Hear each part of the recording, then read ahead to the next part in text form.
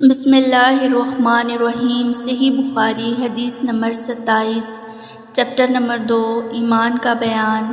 سند حدیث اور حدیث مبارکہ صلی اللہ علیہ وسلم۔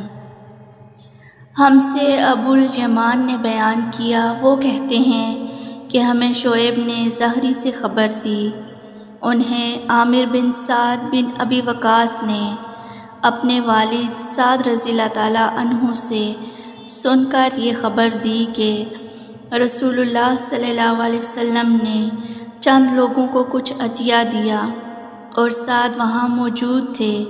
وہ کہتے ہیں کہ رسول اللہ صلی اللہ علیہ وسلم نے ان میں سے ایک شخص کو کچھ نہ دیا، حالانکہ وہ ان میں مجھے سب سے زیادہ پسند تھا۔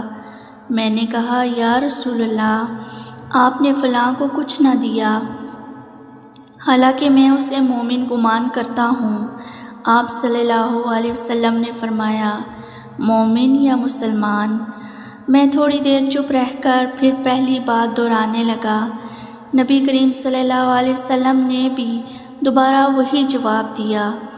پھر آپ صلی اللہ علیہ وسلم نے فرمایا کہ اے سعد، باوجود یہ کہ ایک شخص مجھے زیادہ عزیز ہے، پھر بھی میں اسے نظر انداز کر کے کسی اور دوسرے کو اس خوف کی وجہ سے یہ مال دے دیتا ہوں کہ وہ اپنی کمزوری کی وجہ سے اسلام سے پھر جائے اور اللہ اسے آگ میں اوندھا ڈال دے۔